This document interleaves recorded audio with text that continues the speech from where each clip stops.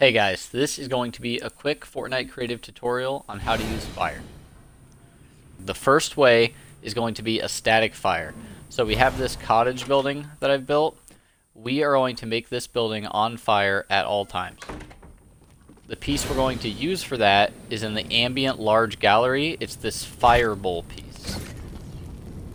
We're going to grab it and resize it to its maximum dimensions.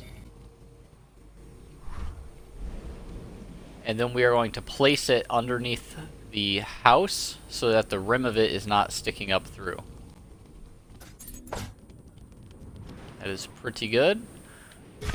And then we're going to copy it as many times as we need.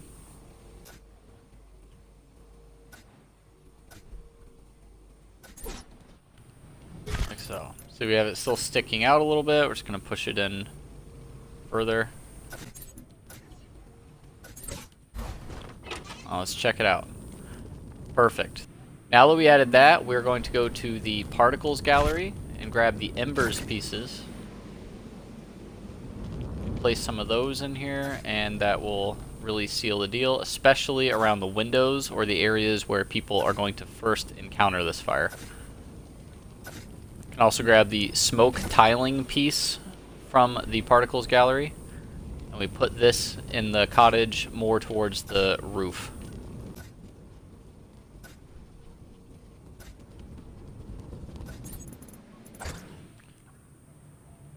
That's it for this first fire effect, the static fire. I think it looks pretty good, and you can toy around with the settings and the sizes of those fire pieces underneath the house to occupy the whole area. You could also add a damage volume inside the house to have a progressive slow damage effect. Here's a couple more ways you can use the static fire effects and really make your creation special. So we're going to create a little scene with a helicopter crashed into a tree. The tree is from the scorched gallery. We're going to grab some more items from the scorched gallery because I feel like they look really good, especially for crash sites or anything urban.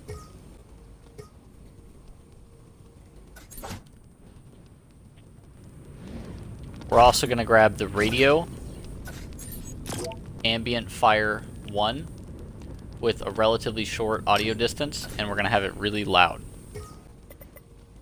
Put that underneath the crash site. We're going to add some more fire here and smoke. We're going to use the meteor fire particles. Normally, I don't think these are a really good fire piece. These work best in the background.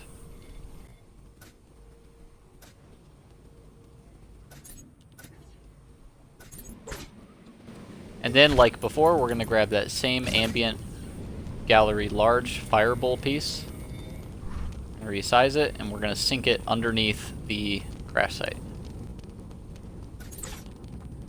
That's just a couple more ways you can use the static fire.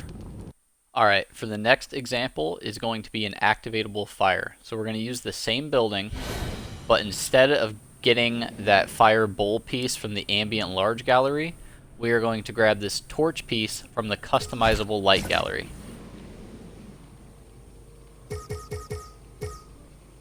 Again, we are going to resize it to its maximum dimensions. And then we are also going to tilt it so that it's pointing upwards. In the settings, we're going to make the color brightness all the way up, and we're going to make it activate when receiving from channel 1. We are going to turn the initial state off after we've placed them to make sure that they're not poking up through the floor. So just like before, we're going to place it underneath the floorboard so that the metal pieces aren't showing through. Like so.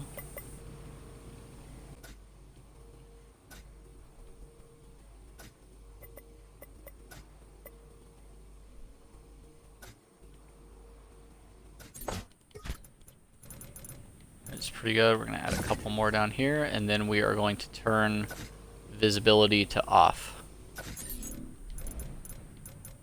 Alright, so now we're going to check every one. Initial state off.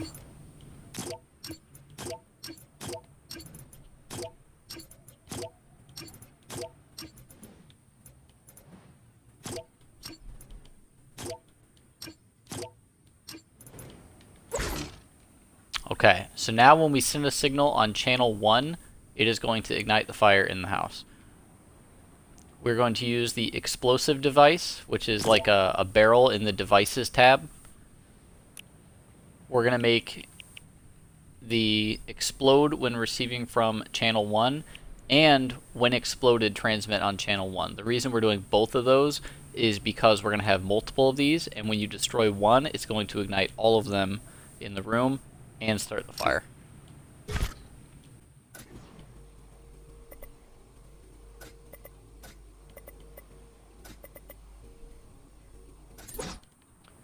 Perfect. We now have an activatable fire.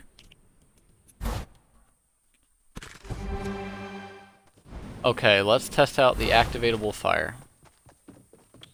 So we come in, we have our explosive barrels, we destroy one of them, and it destroyed all the barrels in the house and lit it on fire. Okay, here's another way you can use the activatable fire for an objective. So we have an objective barrier from the objectives tab. We have it at a 2-hit with the pickaxe and a blast radius of 0.25. Make sure visible during games is off, and when destroyed, transmit to channel 2. And we're going to place this snugly over these computer terminals, so the computer terminals are all you're going to see as the actual objective that you have to melee.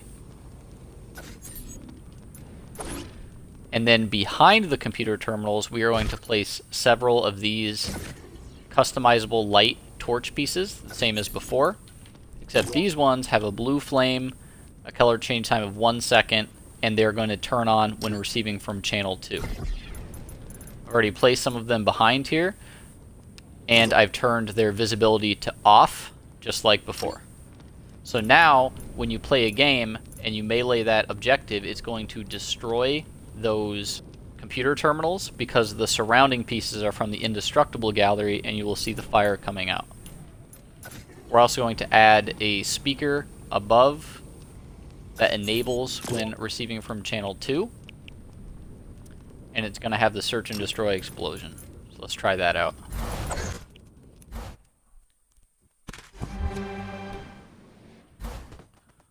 Okay, here's the test for the activatable fire second example. Come up to the terminals and melee them. They explode, and you hear that explosion with the search and destroy, and then the blue fire activates behind the terminal. Alright, the third and most complicated way to use fire in Fortnite is a progressive fire.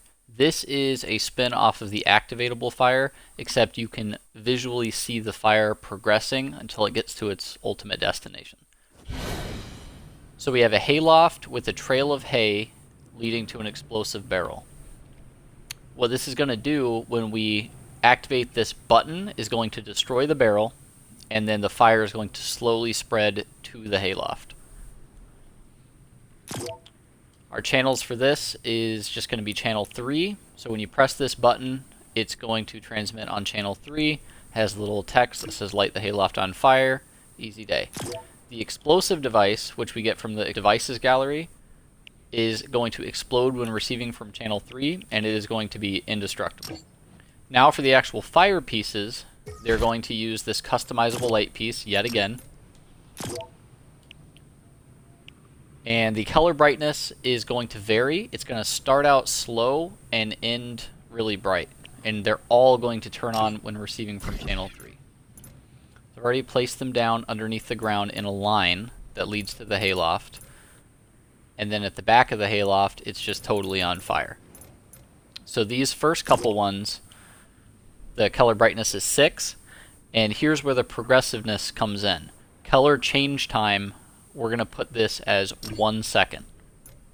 And we're going to do that for the first couple of them, 1 second. Also, while we're here, we're going to change the initial state to off. And then we are going to start ticking up the color change time. So before it was 1 second, now these ones are going to be 2 seconds.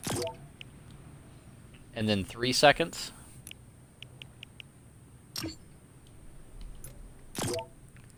and then 4 seconds, and initial state off. And then the ones in the actual hayloft themselves are going to turn on after 5 seconds. And notice their brightness is also on 10, so they're brighter, and it looks like the fire has spread and gotten bigger.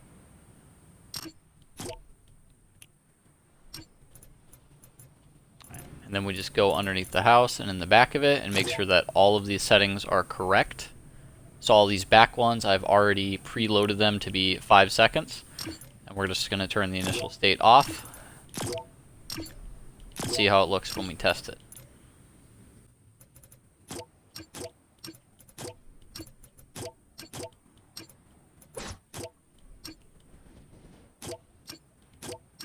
Alright, all the fires are off. We're also going to add some smoke and embers effects. But we are going to make sure enable during game phase is set to none and enable when receiving from channel 3. I'm going to copy several of them around. Like I said, by the windows or where you will see the embers the most. I'm going to grab some smoke and do the exact same thing. Enable during game phase none. Enable when receiving from channel 3.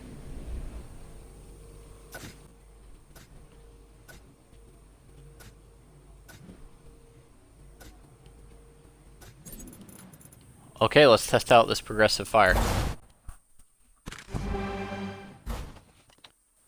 Alright, so we hit the button and then watch the fire spread to the hayloft.